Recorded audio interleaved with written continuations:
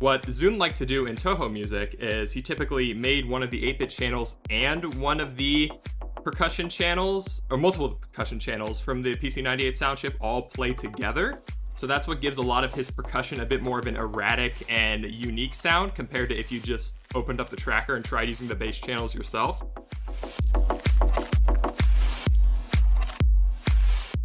Your Twitter account has picked up speed because it's a good Twitter account. I'd hesitate to say good, but... I mean, say what you will, but I mean, the proof of the pudding is in the eating, so... It is, yeah.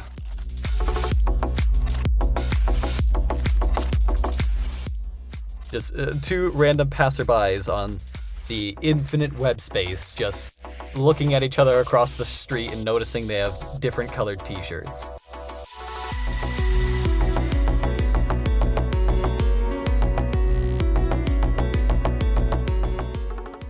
I had an entire encounter in my current campaign that was based off of fighting a possessed piano that was playing music that spread a disease to everyone that would make you basically dance until you're dead.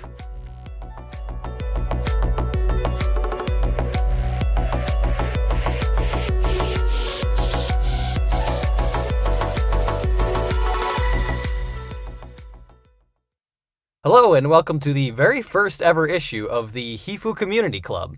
On this show, we bring on the talented minds in the hands of the Touhou community to talk about some of their greatest works. Joining us this month is a Chiptune aficionado and a sage of Touhou Twitter, NotQuiteHere. Would you like to go and introduce yourself and your creative outlets? It's a rather flattering title. Hi, I'm NotQuiteHere, as Mega Frog so lovingly said. I am a chiptune musician, also starting to dabble a bit more into regular standard music now. I'm the funny Reimus guy on Twitter. Some of you might know me by that. And that's about it. I'm a massive fan of the series. I love just about anything relating to it. All right, nice.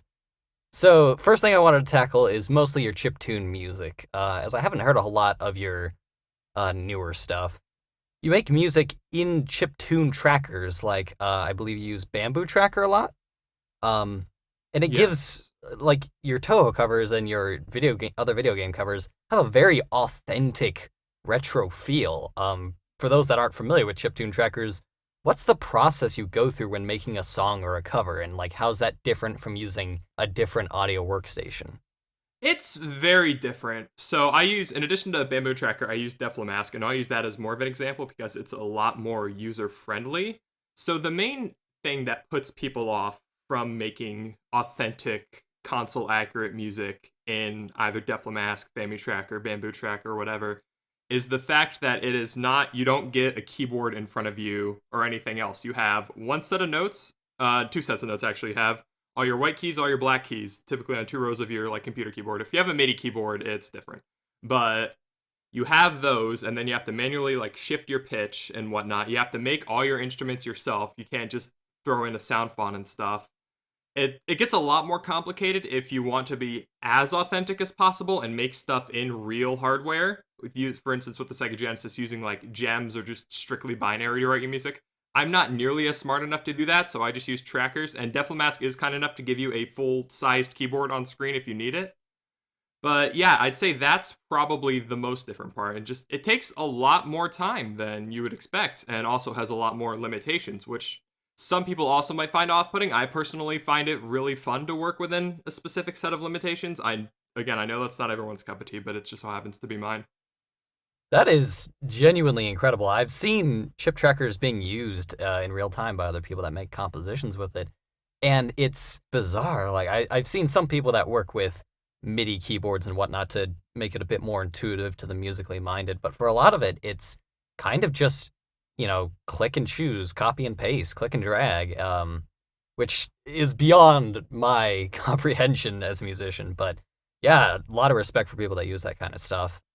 So what's the sort of difference between different trackers and chipsets? I know some trackers allow you to choose which chipset you use based on what hardware you want to emulate.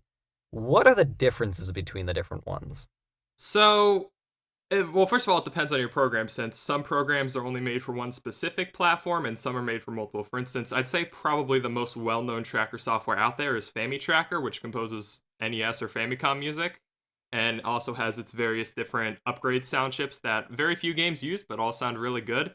And so that's strictly NES. In the case of software like Deflamask, you have Sega Genesis, you have Nintendo Entertainment System, I believe Commodore 64, Nintendo Game Boy, some specific arcade chipsets. So there's a lot to choose from, and really there's significant differences. I mean, obviously, if you listen to music from the NES and the Sega Genesis, it's different because the NES is three 8-bit music channels and then one 8-bit percussion channel and a very limited sample player versus the Sega Genesis, which is six FM music channels in addition to the four Sega Master System 8-bit channels that the console has.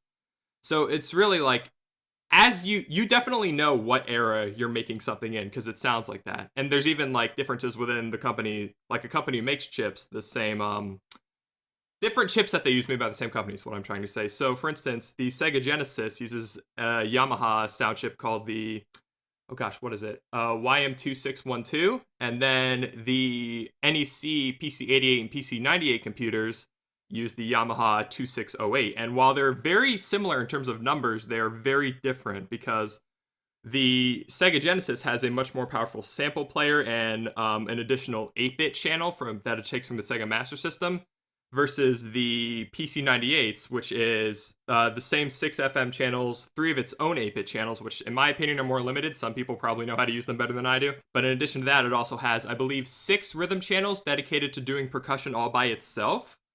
And typically, for instance, this is a bit of rambling, but what Zune liked to do in Touhou music is he typically made one of the 8-bit channels and one of the percussion channels, or multiple percussion channels from the PC98 sound chip all play together. So that's what gives a lot of his percussion a bit more of an erratic and unique sound compared to if you just opened up the tracker and tried using the bass channels yourself, which was something that was really fun to learn and do. But yeah, there's a lot of differences, and I can't even go over them all because there's a lot of chipsets that I'm unfamiliar with and I couldn't speak well on. Well, I mean, it definitely shows because some of your covers are branded as PC98 style. And it really shows, for me being sort of a layman in this kind of musical sphere, I can't really put a finger on why that is, but they all feel right. They have that genuine feel, and I guess it's like, as you explained, it uses those same sounds and the same musical repertoire that the PC98 would have, and also, I guess, reallocating some channels the way Zune would do. So, yeah, your PC98 covers really bring that to life. Thank you. It's a mix of both the instruments and tools that you're using, but also in the compositional style. Mm-hmm. Because that's an interesting thing, too, is despite there obviously being a massive difference between using chipset audio from an FM synthesizer to upgrading to high-quality music that you can make in, I believe Zune uses Cubase still. I think that's what he's used since the beginning. I might be wrong on that. But there's a big difference between those two, and despite that, you can tell that the same person who made the first 5 Touhou soundtracks made the other 13 main series ones. Because there's a lot of just quirks, I guess, and similarities between the two, from his iconic key changes to using specific instruments to just similar composition style, I guess. Yeah, it's got that Zune feel to it. Definitely. So, what drew you into making chiptune music as opposed to other forms of music like live composition, other genres of music? What is about chiptune music? I mean, knowing you, I would probably hazard a guess that it's rooted in a love of retro games, but I'll let you go and explain that. Yes, it certainly is. So the first video game I ever played was Sonic the Hedgehog 3, but it wasn't like a version on the Genesis or on any re-release. It was a version that was released on the PC on a CD-ROM.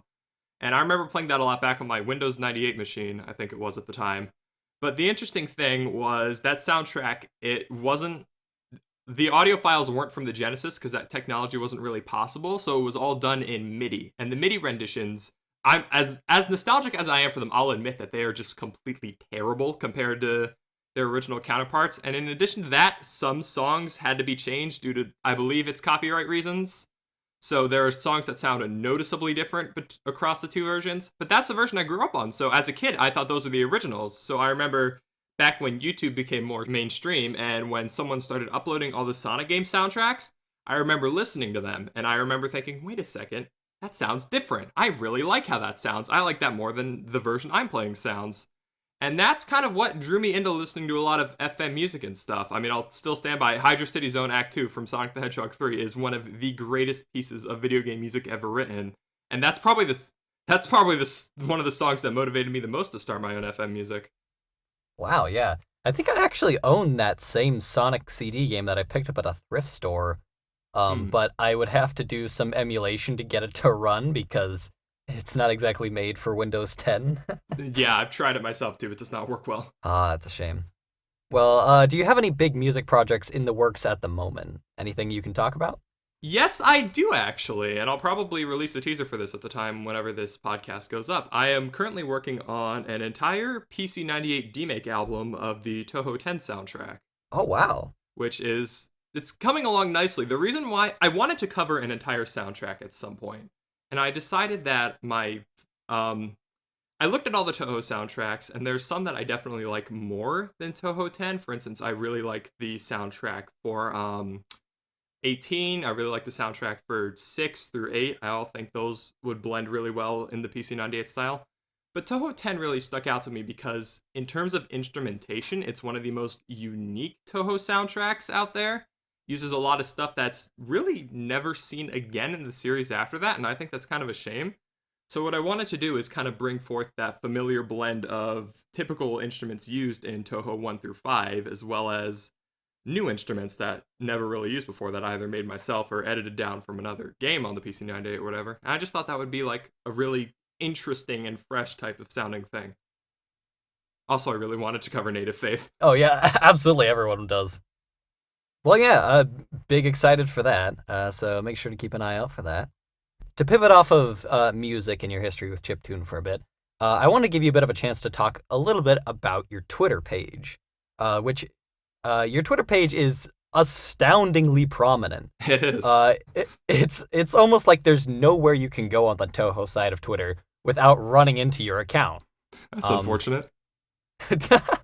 It's kind of surprising considering you don't post a lot of your music and art on Twitter. It's mostly just your Twitter account has picked up speed because it's a good Twitter account. I'd hesitate to say good, but I mean, say what you will, but I mean, the proof of the pudding is in the eating, so. It is, yeah. So like, what have your experiences on the Touhou side of Twitter been like? So, Touhou Twitter is really interesting because I've had Twitter for several years. I've had it since, I believe, 2017 or something when I was still in high school. And I remember I rarely used it. Like, I'd go on there once a month. I'd retweet one of my friends' things or something. And I never really used it. And then that actually kind of changed when I became sick and I couldn't really go outside or anything. And so I was kind of sitting at home and I'm like, fine, I'll just use Twitter more, I guess. And when I got into Touhou, I was like, oh man, there's some really good artists on here and whatnot, and some fun people. I'll follow them. So I followed them. They, for some reason, followed me back, and then we just kind of started talking and stuff, and I just slowly kept rolling up steam after that.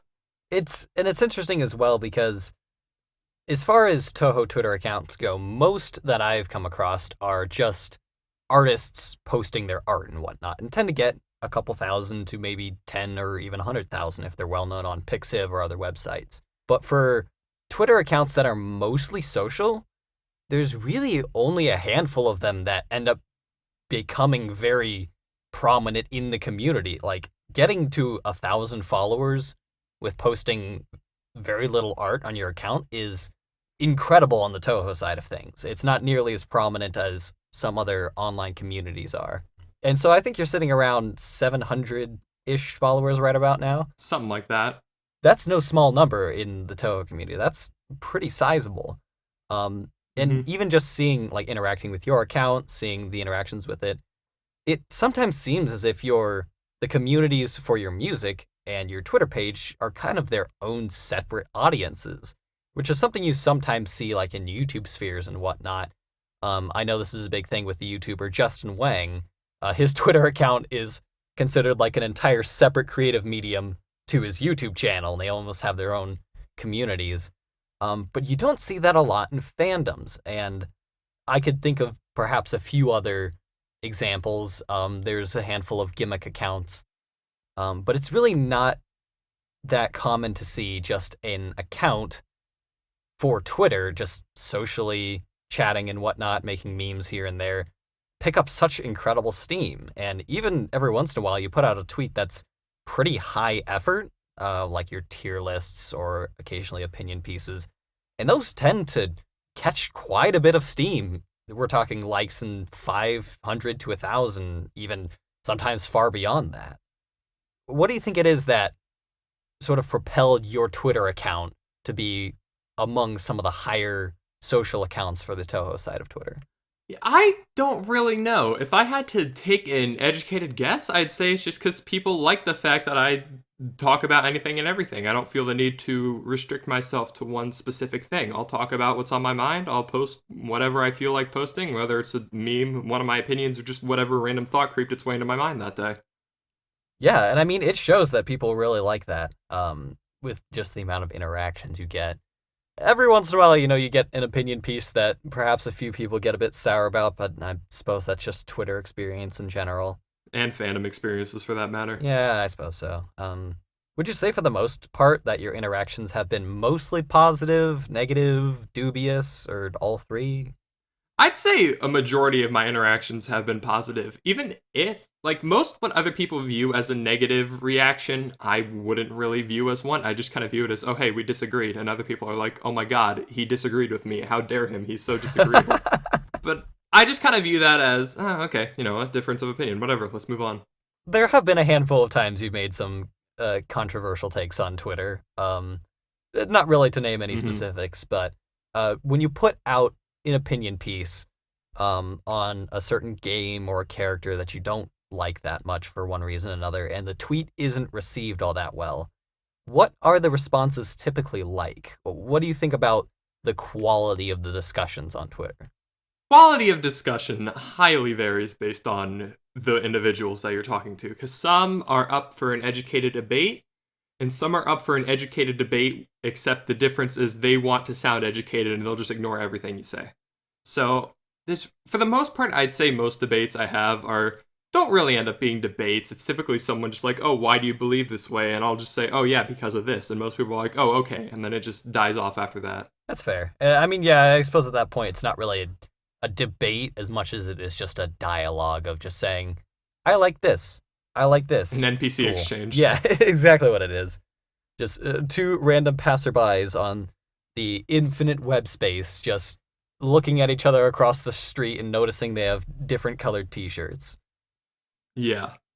So you're also someone that has quite an extensive history with the Touhou games themselves. I think I remember you mentioning that you were trying to 1cc every Touhou game. Have you been able to accomplish that? What's your progress on it?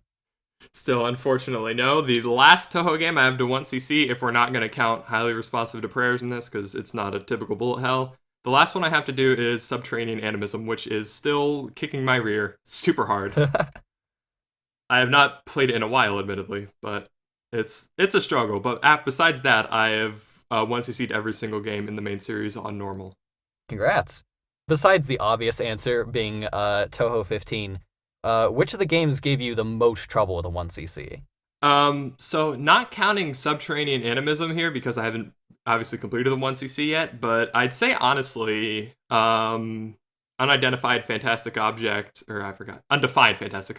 was probably harder for me than Legacy of the Lunatic Kingdom was. That game is deceptively difficult because it kind of harkens back to a lot of the bad design choices that Touhou like 5 and 6 make, and it ends up being a really weird transitionary game between the power bomb system and what kind of becomes the Touhou standard from 13 and onwards. And it's just kind of really awkward, unnecessarily difficult. The patterns aren't very fun to me. I've openly stated multiple times that it's my least favorite game in the series, which a lot of people tend to disagree with. But the game's never clicked with me. It took me a little while to 1cc, and when I finally did, I wasn't really satisfied that I beat the game. I was like, oh, thank God, it's over. Wow. And I mean, yeah, I've definitely seen from online discussions and whatnot that UFO is a very popular game. There's a lot of people that post whenever it's the anniversary of that game. A lot of people talk about those characters being their favorite, or the mechanics from that being so fun and good.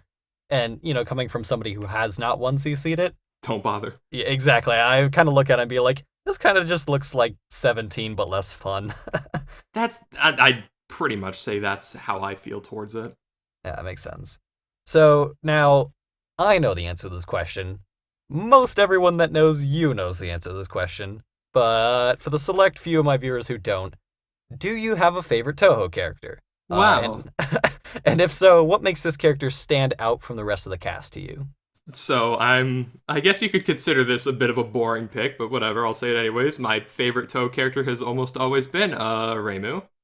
I have liked her since day one. Well, she was the first character I played as when I picked up Embodiment of Scarlet Devil for the first time. And honestly, it wasn't really her design or the way she played or anything about it. It was her personality that stuck with me because it reminded me a lot of how I write certain characters. And so it kind of clicked with me. She kind of felt familiar. I was like, oh, this feels like a character I can almost relate to because she kind of almost acts and says some stuff that I would probably say to someone. Yeah, it's really interesting, and honestly, I don't find it to be all that boring of a pick. I mean, she's the protagonist. She gets a lot of lore, and she's a fairly well and complex written character. It's not nearly as boring of an answer for the Westerners that say that Cherno is their favorite character because they don't know any other characters. Oh, yeah.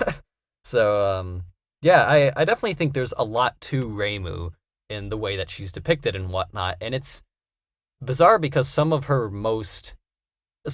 the most screen time she gets is from the perspective of other characters. Like, you see a lot of Reimu in Wild and Horned Hermit.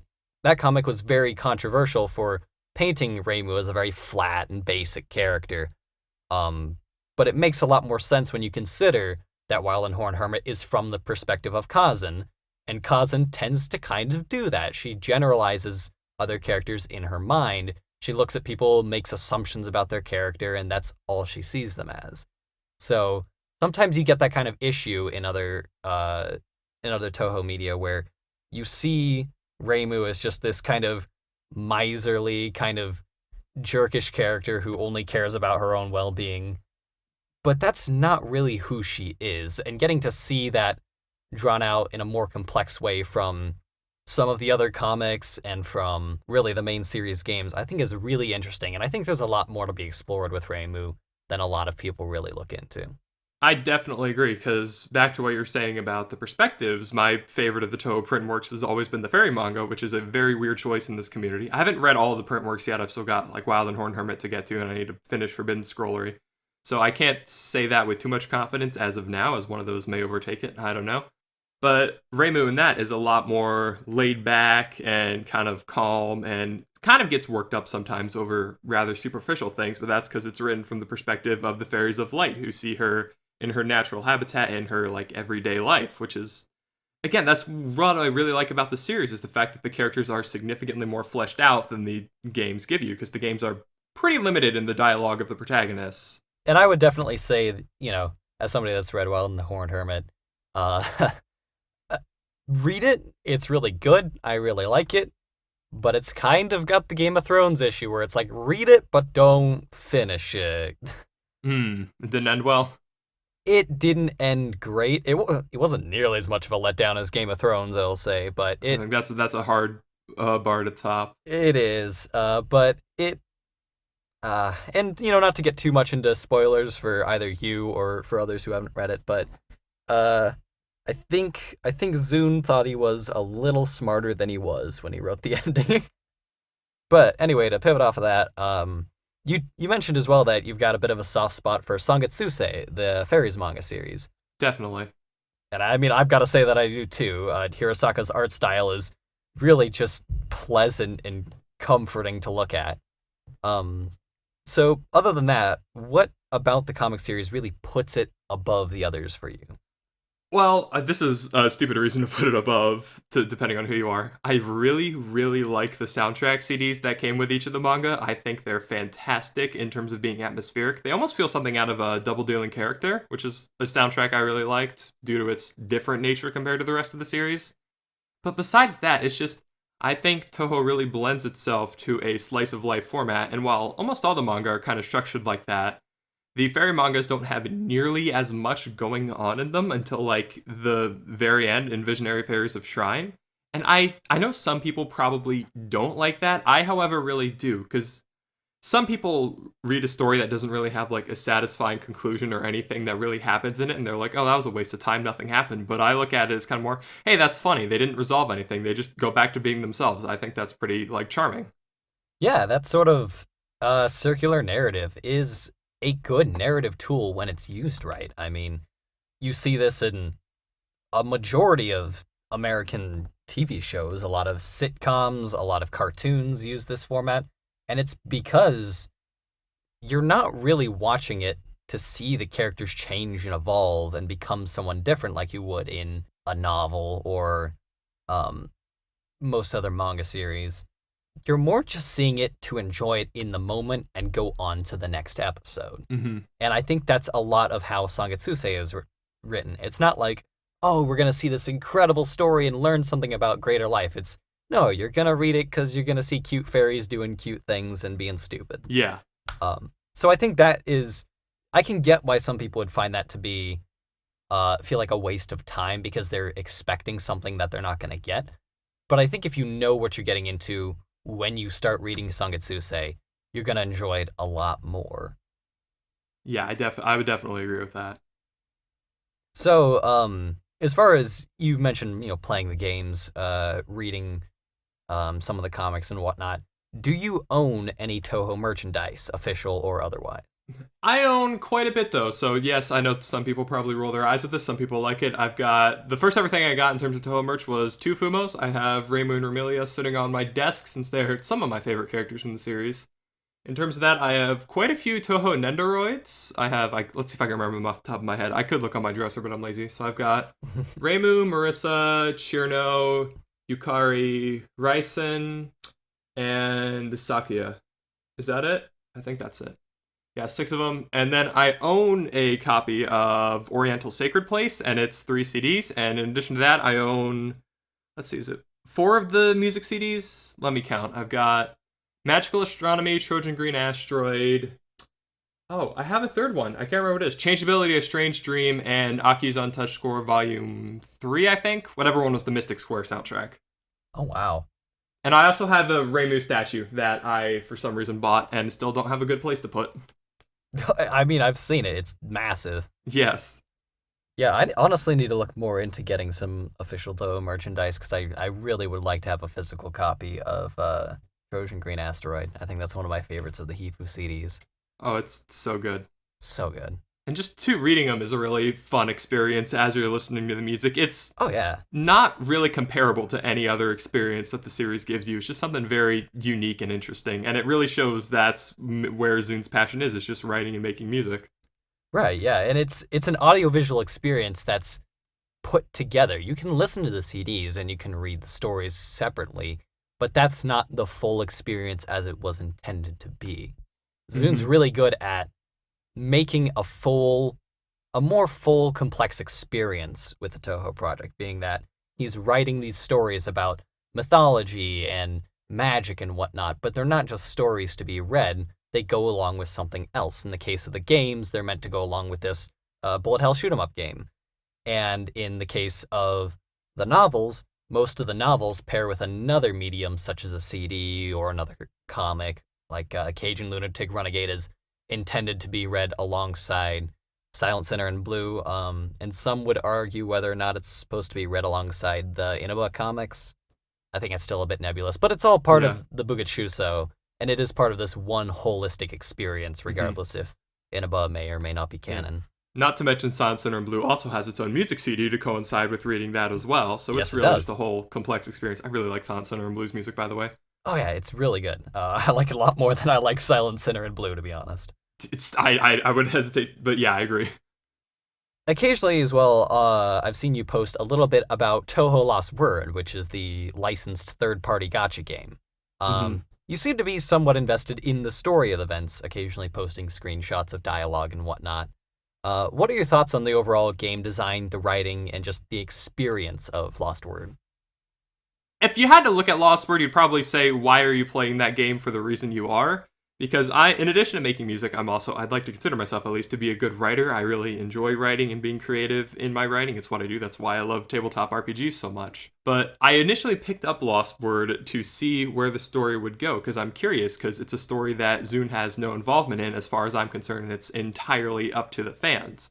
And I wanted to kind of really see how they would write and how the characters would compare to their canon counterparts. And I mean, I really hate putting down the work of the fans, but there's no comparison because it's very, very hard to write in the same way that Zune does. And I've seen very few people replicate it, and Lost Word is unfortunately not an experience that replicates it at all. Right, and I mean, that's tough because I think I've mentioned to you before, one of the main things that gives that Zune feel to the stories and the games is that it's very inspired by mythology and not traditional writing standards. So the stories are not quite as linear. Morality is not quite as clear-cut. Characters aren't necessarily good or evil in the Touhou stories. They kind of just do things that they do, sometimes going off their own nature, sometimes going off of whim. And Zune doesn't always even paint the antagonists of the story as villains. So I think when you get something like Lost Word being a massive collaborative storytelling venture, you get a lot more of traditionally trained writers who are trying to write in the same style that they've been taught, which is, for the most part, inspired by Chinese and Japanese classics. The word that's coming to my head is the Great American Novels, but I know that's not the case because I assume probably most of the writers on the Lost Word team have probably not read most of the Great American Novels. But yeah, so you get a lot of that traditional writing style that's kind of trying to work its way into Touhou, and it feels a bit different. Not necessarily bad. I've read some really, really fantastic fan fictions by both Western and Eastern authors. It just doesn't have that Zune feel. Mm-hmm. Because that's, I'd say one of the things that I'd probably even say the thing that upsets me about Lost Word's writing the most when compared to Zune's actual writing is Lost Word, a lot of characters that are involved in it feel very forced. For instance, I'm pretty sure in every single event story that the game's had, which is now on its either 6th or 7th, like Aya and Naitori have shown up at least once in an event where they really had no business being in over half of them. Whereas Zune makes sense if a character is in the story for some reason. Like playable characters, Ryzen doesn't show up in the series after 9 until 15 because that's a plot that she'd somewhat be involved in. Sakia rarely shows up after Touhou 9, and typically the plot she does show up in is because it concerns either her or someone else at the Scarlet Devil Mansion. Or Sene shows up in the games because it's an incident that interests the Mariah Shrine. So it's a weird counter to Touhou's let's only use these characters when we absolutely have to. Right, and it is kind of difficult balance to strike because from the marketing perspective of things, Zune's not really concerned about putting in people's favorite character to sell more games because it's the goddamn Touhou project. People are gonna buy the new games when they come out. Yeah. Whereas with Lost Word, they're more concerned about making costumes for characters that people are going to want. They got to spread out and involve a wide variety of characters so that everyone is going to want to, spend money on rolls to get the costume for their character. Like, for instance, I played Lost Word for about a month, I'll be honest. And I wasn't interested in most of the events because they didn't involve characters I was super interested in. And then Ghost Maid Yomu came out, and I basically ran my phone's battery dead every single day, idling it at work. And then I got Ghost Maid Yomu, and then I was like, cool, I don't really need to play this game anymore. So I uninstalled it. So they really have to get involved with a lot of different characters and bring in a lot of different costumes and make crossovers that don't really make a lot of sense or feel like they belong. I mean, a lot of people have been talking about the recent event involving cheerleader Komachi and Yuika. And it's a bit confusing as if you're trying to write a story about characters, inspiring the human village, bringing cheer to people, you'd maybe think of the Prism River Sisters, or maybe you think of anybody else but Yuika And Yeah, Komachi, being that and Komachi Hina is, and yeah, and Shion. and Shion, yeah, being that Shion brings bad fortune and poverty, and Hina brings disease and pestilence, and Yuika is incredibly sadistic, and Komachi is just a symbol of death. Yeah, which is it's really interesting too, and this is kind of the funny part. It's also a bit of a rambling.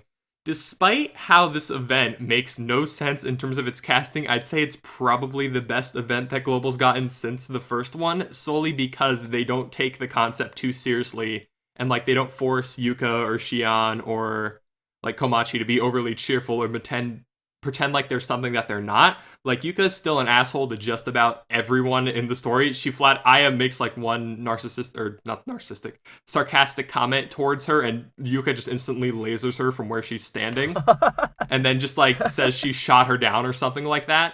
So they're still definitely themselves. For instance, Shion gets down on herself because she's like, "Oh, I'm not good at this. Why am I doing this?" And Komachi's like, "Oh, it's okay. You're not that bad." The only one that's really out of place is Hina because she still brings misfortune, but apparently everyone else is just so misfortunate that she can't possibly make anything any way worse, which is why she's able to do it. I think that's the reason the story gave anyways. Huh. It's interesting, and it seems well written enough.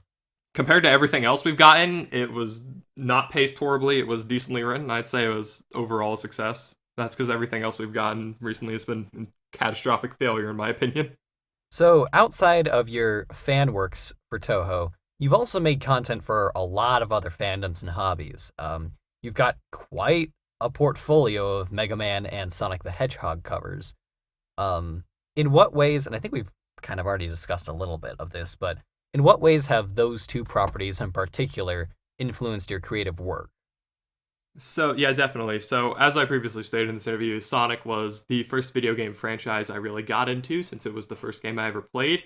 And Sonic is also what kicked off my retro collecting career, I guess you could call it, because I have quite a large collection of retro consoles, admittedly a larger one than I should have, but that all started in forgot if it was my last year of middle school or my first year of high school where I bought a used Sega Genesis, and from there I've just kept going. So that's definitely improved just what type of games I'm interested in and the type of work that I want to do. Mega Man was a series I played a little bit of when I was also really young, but didn't get into until early middle high school. And I made a lot of great friends through that community. Also met a lot of people in that community who ultimately turned out to hate me and stuff, which is a whole nother can of worms. But yeah, that franchise is kind of more of a community aspect for me rather than a game design aspect. Maybe one day I'd like to make like a Mega Man fan game since they don't seem incredibly difficult to make, and I have a solid enough idea of how Mega Man level design works. But yeah, in addition to those two, I'm also my favorite video game of franchise of all time still remains the Mother series because I just think even if they're some of them haven't aged exactly well, I think they're incredibly charming, well-written games that you don't really play for the gameplay. You kind of just play for the experience of playing it. Mother 3, I've played 5 times. Every single time I play that game, I cry my eyes out at the ending. That's all I'll say. Please play that game, by the way. Um, Wow, yeah, that's a convincing argument. And I'm also a massive fan of the Pikmin series, but I can't really offer a whole lot else on that besides I just really like the games and I have really liked them for a long time. Yeah, Pikmin's fun and adorable. And yeah, I think it's kind of that way for a lot of classic RPGs, being that a lot of them end up being kind of grindy, kind of a little bit of a slog at times, but you're playing it for the characters, for the world, just for the music, just the whole experience package, not just okay, I mashed the magic button 87 times in a row. Yeah. You've also mentioned that you've got a little bit of time in tabletop RPGs, and I think you've mentioned outside of the call, you've mentioned both playing in and GMing for the 5th edition of Dungeons and Dragons. Is there any ways that the Touhou project has influenced your tabletop games? Definitely. I'd say, surprisingly, I wouldn't say characters are the biggest factor. I'd say music is the greatest factor because music is something that really inspires me to write. I'll listen to something, I'm like, oh wow, I really like this. What if I based something in my own writing kind of off of the mood the song sets? Sometimes I'm a little like less obvious about it. For instance, I had an entire encounter in my current campaign that was based off of fighting a possessed piano that was playing music that spread a disease to everyone that would make you basically dance until you're dead. And I based That is most. incredible. Yeah, it was a super fun encounter. I think one of my players said that was still his most memorable moment in the campaign. But I heavily based that encounter off of a few things. But one of the main one was a Mayan Satonos theme from Touhou 16. If we want to be more obvious, there is a large underground railway network that spans across multiple countries that I'm planning on using not only this campaign, but future campaigns, because I've established that it's just massive and is essentially like basically a convenient way of traveling from one country to another without having to go through like security or anything. And the entire location is named the Great Fantastic Underground Railway Network after the song from Touhou 18. So Genuinely incredible. I'm considering adding a whole area in the mine that maybe like you can't go in or else you'll die of asphyxiation, but that might be a little too on the nose. I don't know. It doesn't fit in my campaign. Maybe a future one. All right, so I'm going to round things off with a couple of questions from viewers that I'd like to go over. All right. Rook asks, what is your history with music? When did you start getting into it, specifically at the programs you use now? I think we've kind of gone over some of that already, but any other details you want to ask with sort of outside of chiptune music, how you got into music in general? So I've been into music for a long time. I started music theory and like playing piano when I was, I believe, either 9 or 10 years old. That was kind of when I started making basic music and learning how to play other stuff. I didn't get into the composition field until 2017, 2018, when I started working on an independently developed game by me and a few other friends, which has unfortunately kind of gone through a bit of dev hell and hasn't really had any progress happen to it. And after that is kind of where I stopped with music for a bit, and then I picked it back up, and I think early to mid 2019 when I got a digital audio workstation on my computer, and I figured out how sound fonts work, so I started making Sega Genesis stuff with solely the Ultimate Mega Drive sound font, which, if you want a musician's advice, is a good place to start, but it's not a good idea to keep going with in the long run, because it is incredibly limited, and people told me that.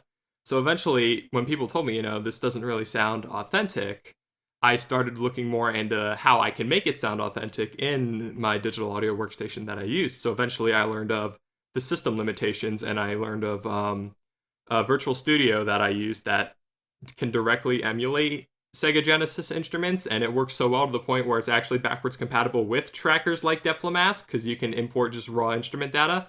So sometimes if I need like an easier way to make an instrument, instead of making it in the tracker itself, I'll typically go into my digital audio workstation and do that. I didn't actually pick up trackers until earlier this year, and from then I just kind of started flying off and making stuff I really liked with it. So Patosh asks, would you live with Yukari or Reimu? I'm not sure if this is a pick one or the other scenario, or if asking if you would even want to live with either. I'm also not sure if this is like, do you want them as a roommate? Do you want them as a lover? So take it to mean whatever you like, I suppose. I'll treat this as roommate, and I'll just say I'd probably rather live with Reimu, because while she is depicted as frequently being lazy, Yukari sleeps for like half a year or something, so Reimu would probably actually be like someone more of a substance to live with.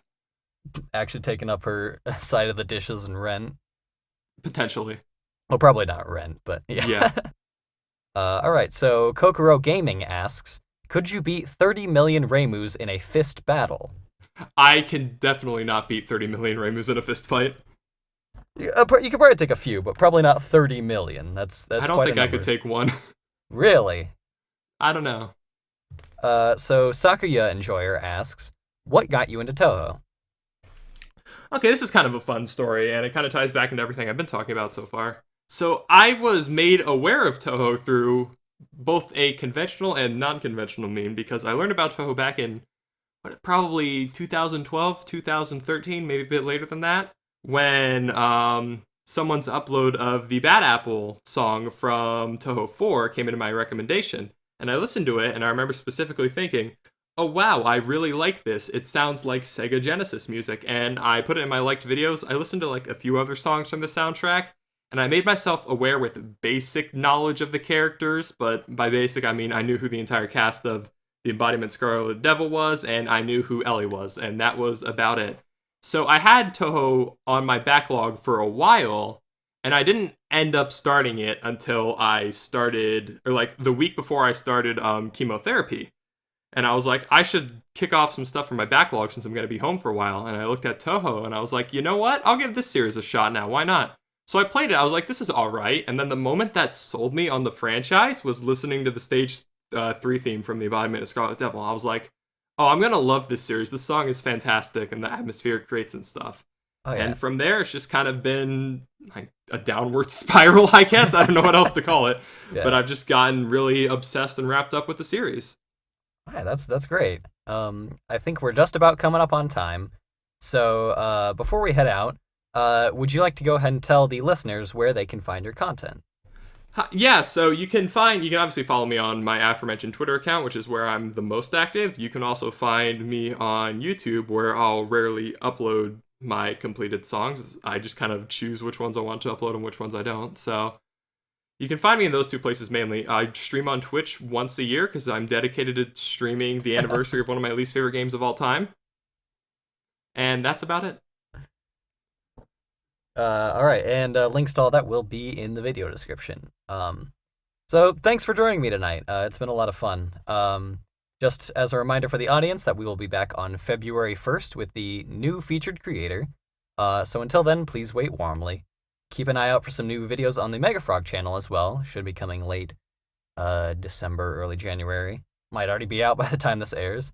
And always remember to please, please, please respect the artists in the Touhou community. They do so much for us, so always remember to credit art and music that you feature, and you can always support artists through commissions, prints, and album downloads.